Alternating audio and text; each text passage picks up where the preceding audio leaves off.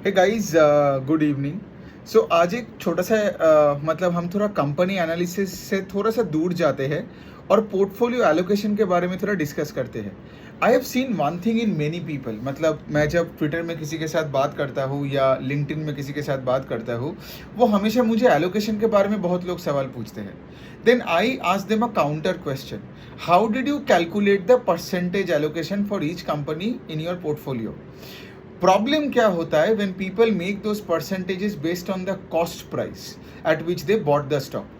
तो सोचो क्या एग्जांपल मैं दे रहा हूँ। लेट्स से एक बंदे ने let's say for example 2 stock खरीदा था। एक स्टॉक का भाव था लेट्स से 100 और एक स्टॉक का भाव था 500। ठीक है, अब लेट्स से उसने दोनों स्टॉक मतलब दोनों ही कंपनी में एक एक करके स्टॉक खरीदा। ठीक है, अब तो फिर उसका एलोकेशन वो क्या दिख रहा है, 100 × 1 प्लस से 500 × 1। Got it. तो अभी प्रॉब्लम क्या हो रहा है कि मार्केट में तो वो प्राइसेस डेली चेंजेस हो रहा है, right. Let's say for example वो 100 वाला स्टॉक आज 130 में है, राइट, और वो 500 वाला स्टॉक लेट्स से आज 400 में है।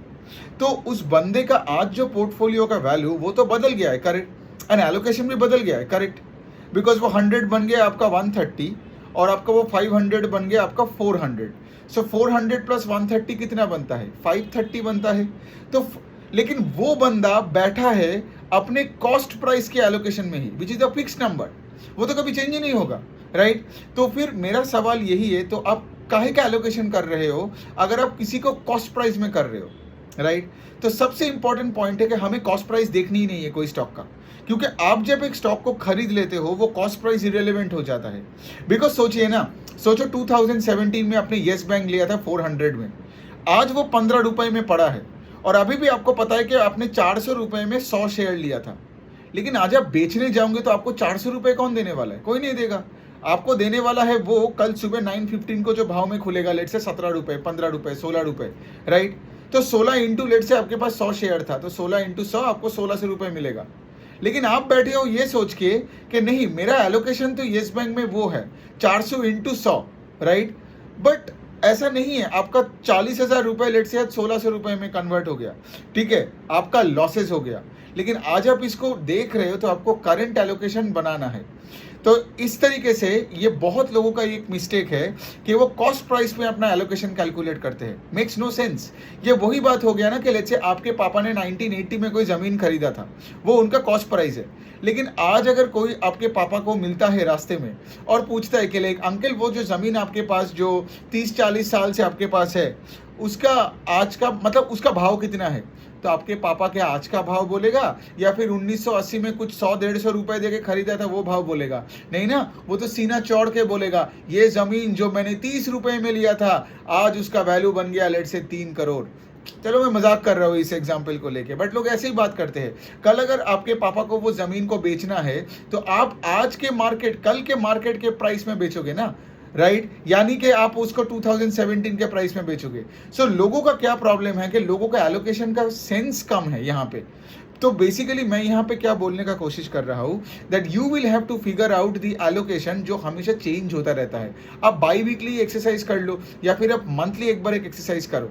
क्या होता है, लेट से एक स्टॉक बहुत जल्दी ऊपर भाग जाता है, फिर आपका डिस्प्रोपोर्शनेट इंक्रीज हो जाता है उस स्टॉक का इन योर ओवरऑल पोर्टफोलियो, और कुछ कंपनीज लेट से बुरा परफॉर्म किया और लेट से अनफॉर्चुनेटली आपका एक बड़ा पार्ट ऑफ योर पोर्टफोलियो है और लेट से वो एलोकेशन आधा होने के वजह से आपके पूरा पोर्टफोलियो में प्रॉब्लम आ गया, राइट।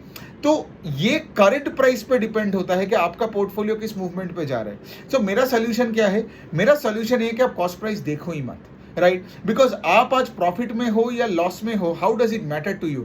आपको तो उसी पैसे से खेलना है जो आपके सामने पड़ा है आज। गॉट इट, मतलब current value of a stock into number of stocks. अब of course number of stocks can't change, right, जैसे येस बैंक वाले एग्जांपल में, but the value change, right. Business fundamental बुरा हो गया, स्टॉक एकदम 95% गिर गया। The point that I am trying to tell you is very simple, right. आपके पास जो पैसा है सिर्फ उसको देखो, राइट। सो पोर्टफोलियो का इवन CAGR कैलकुलेशन भी मेरे को वेस्ट ऑफ टाइम लगता है। ये फंड मैनेजर्स लोग करते हैं because they would want to use it as a marketing material. But अगर आप एक कोई अच्छे फंड मैनेजर से भी पूछोगे ना, he should not care about the past. अगर आप CAGR कैलकुलेट कर रहे हो, ये देख रहे हो कि 3 साल में कितना बनाया, 2 साल में कितना बनाया, 6 महीने में कितना बनाया, जो ये इंडस्ट्री के लोग करते रहते हैं, ठीक है, सब अपने अपने रिपोर्ट्स लाते हैं और ये बोलते हैं ये देखो निफ्टी मिड कैप और ये है हमारा मिड कैप स्टॉक्स का रिटर्न। लेकिन तुम 6 महीने का रिटर्न दिखा के क्या दिखा रहे हो? तुमको देखना है कि आज तुम्हारे पास कितना पैसा है और आगे तुम उसको कितना बड़ा कर सकते हो।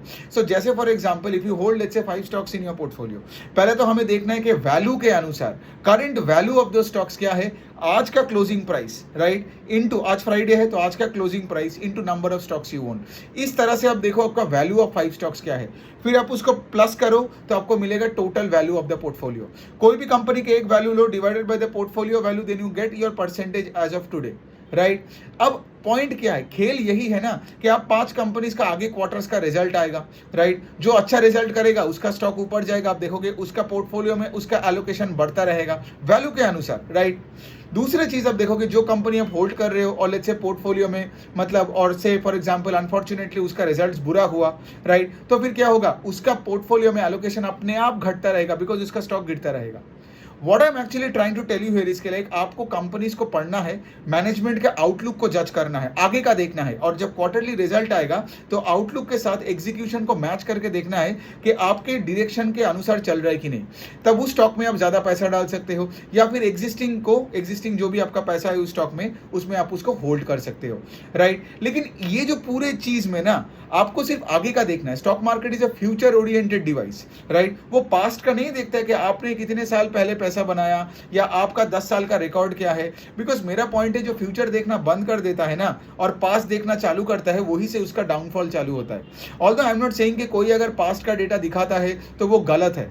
All I am trying to say इसके लिए वो मार्केटिंग मटेरियल है ना, क्योंकि लेट्स से अगर आपने 3 महीने में आपका पोर्टफोलियो बहुत चल गया, अगर आपके पोर्टफोलियो में लेट्स से येस बैंक भी है तो गलती से येस बैंक भी तो 15 से 25 हो सकता है ना, मतलब यू हो गया, लेट्स से कोई म्यूचुअल फंड घुस गया उसमें, तो इससे क्या होगा, आपके सडनली 3 महीने का रिटर्न अच्छा दिखेगा तो आप क्या करोगे, पॉइंट टू पॉइंट एनालिसिस करोगे और 3 महीने 2 महीने में वो दिखाओगे कि जिस टाइम पे वो स्टॉक भाग गया था बिना कोई रीजन, आप उसको दिखा के आप आपके फंड को मार्केट करोगे, करेक्ट। सो बेसिकली पॉइंट यही है ना, सेबी को ये सब चीजें रोकना चाहिए rather than trying to figure out के कौन क्या बना रहा है, क्या कंटेंट क्रिएट कर रहा है। सेबी को ये भी तो देखना चाहिए, राइट।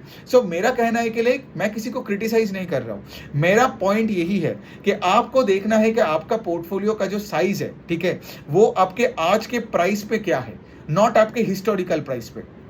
लास्ट एक पॉइंट मैं बोलना चाहता हूं कि लाइक आपको प्रेजेंट में रहना है, जैसे मैंने बार बार बोल रहा हूं, जैसे मंडे को से फॉर एग्जांपल आपका एलोकेशन फिर से बदल जाएगा, राइट।